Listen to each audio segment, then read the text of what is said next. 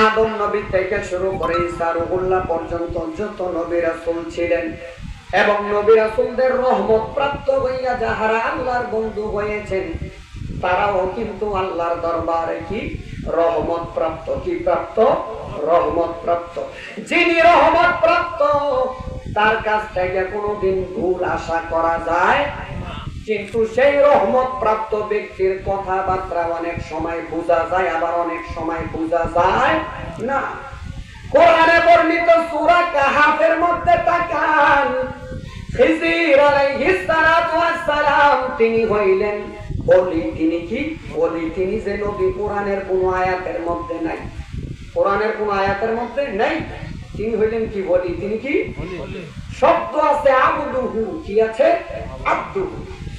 এই মুসা কালিমুল্লাহ জ্ঞানের প্রশ্নে বলেছিলেন আল্লাহর সৃষ্টি জগতে আমি মুসার চাইতে বড় কোন জ্ঞানী নাই। আমার আল্লাহ কয় মুসা রে, তোর চাইতে বড় জ্ঞানী যে আমি আল্লাহ বানায়া রাখছি। জোরে কোন সুবহানাল্লাহ।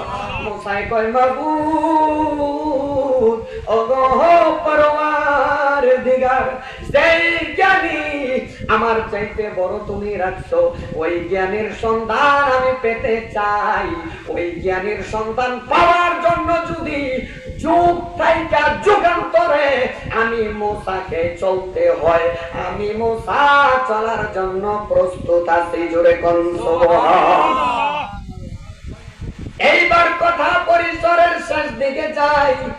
মুসা নবীর সাথে খিজির আলাইহিস সালামের যখন সাক্ষাৎ হইল, খিজির কয় ওরে মুসা, তুমি তো আমার সাথে চলাফিরবা করবা দূরের কথা, আগে বইলালো আমার কার্যকলাপ দেখা তুমি ধৈর্য ধরতে পারবা কিনা। জোরে কোন সুবহানাল্লাহ।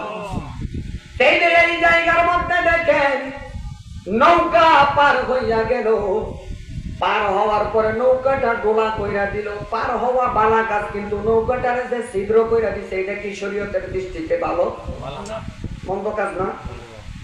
দুই নাম্বার ঘটনা হইল, এক মাঠের মধ্যে বা নাবালক বাচ্চাগুলো খেলাধুলা করতেছে, ছোট ছোট বাচ্চাগুলো যারা কিছুই বোঝে না, ওই বাচ্চাগুলোর মধ্যে হইতে একটা বাচ্চারে মাইরা হালাইছে। এটা শরীয়তের দৃষ্টিতে ভালো নাকি মন্দ? তৃতীয় নাম্বার কাজ হইল, এক গ্রামের মধ্যে গিয়া খাবার চাইলো, ওই গ্রামবাসী খাবার তো দিল না, বরঞ্চ দুর্ব্যবহার করছে। কি ব্যবহার? দুর্ব্যবহার করার দরুন নবী মুসার মনের মধ্যেই ক্রোধের সৃষ্টি হইল, কিন্তু ওই গ্রামের মধ্যেই আল্লাহর আব্দু